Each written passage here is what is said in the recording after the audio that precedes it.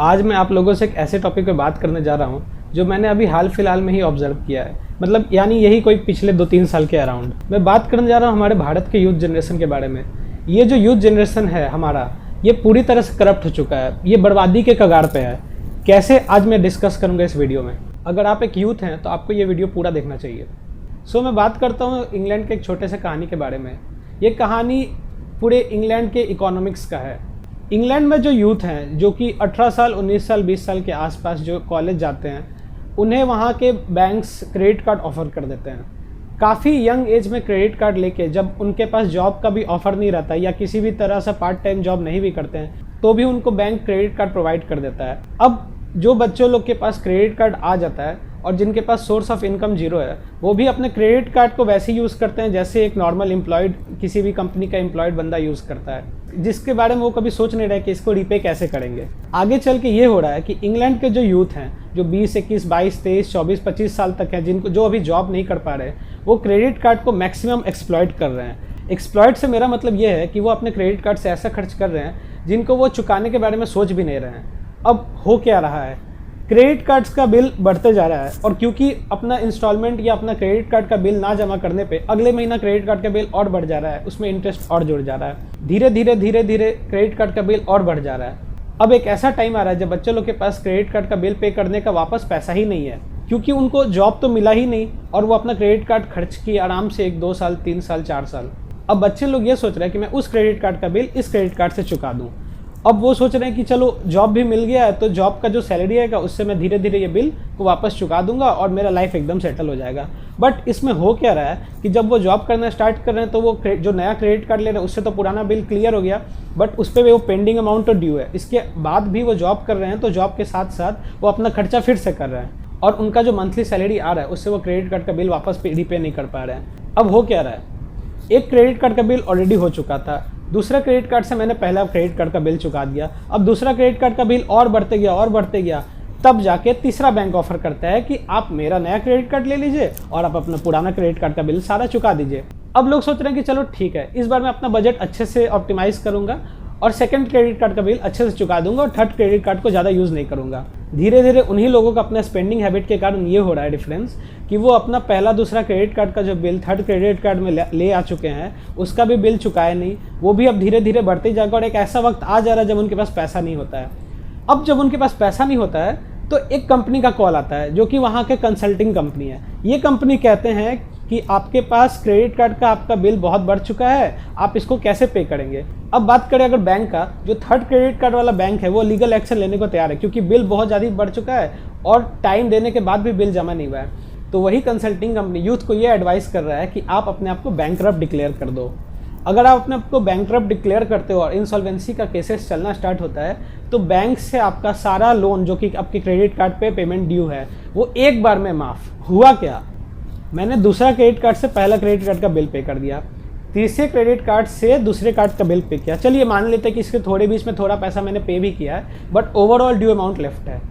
अब consulting company मुझे ये कह रहा है कि मैं बैंकरप्ट डिक्लेयर कर देता हूँ। मैं अपने आप को बैंकरप्ट भी डिक्लेयर कर दिया, मेरा लोन एक बार में माफ़ हो गया। नुकसान किसको हुआ, सोचने वाली बात है, नुकसान तो बैंक को हुआ। अब बैंक को नुकसान हो रहा है तो इसमें हमें फ़र्क क्या पड़ रहा है। जब बैंक को नुकसान हो रहा है तो लंदन गवर्नमेंट ये कर रहा है कि बैंक का नुकसान देखते हुए उसमें कैपिटल इन्फ्यूज़ कर रहा है और जब कंट्री बैंक में कैपिटल इन्फ्यूज़ करता है तो इसका ओवरऑल इम्पैक्ट पड़ता है जीडीपी पे।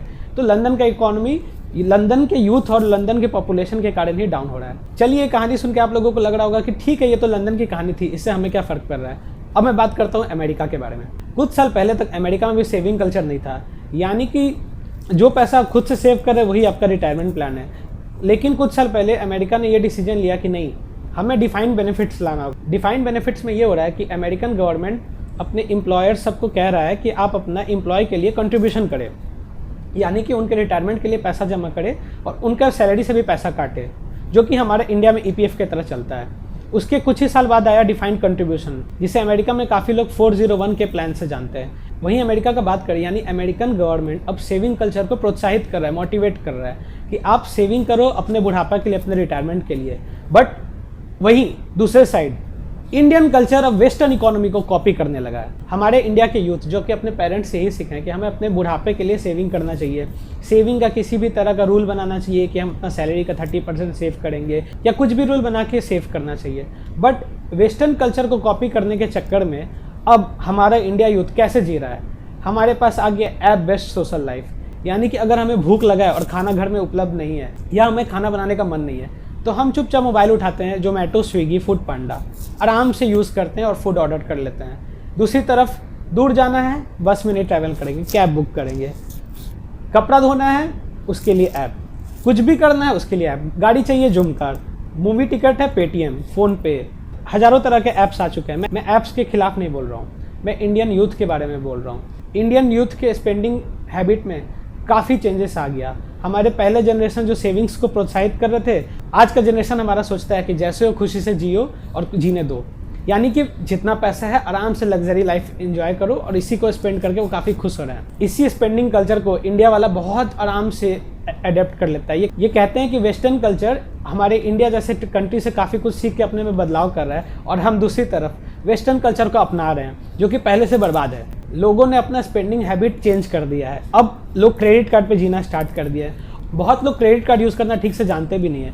तो जो लोग क्रेडिट कार्ड का बिल मिनिमम ड्यू अमाउंट पे करके खुश हैं कि चलिए मेरा लाइफ तो सही चल रहा है, मेरे पास मूवी देखने के लिए टिकट्स है, खाना मेरा ऑनलाइन आता है, मैं कहीं भी जाने के लिए कैब का इस्तेमाल करता हूँ, तो वो लोग ये धीरे धीरे भूल रहे हैं कि उनका क्रेडिट कार्ड उन पर उधार है और ये उधार उनको धीरे धीरे, चलिए मैं मान लेता हूँ कि 100 में से 90 लोग इसका सही से इस्तेमाल कर रहे हैं, लेकिन 10 लोग ऐसे भी हैं जिन्हें इसका इस्तेमाल बिल्कुल नहीं आता है। अब ये उधार उन पर धीरे धीरे बढ़ेगा। बढ़ते बढ़ते बढ़ते हमारा यूथ यही उधार, यही सेम सिस्टम, हमारा लंदन वाला हाल होगा।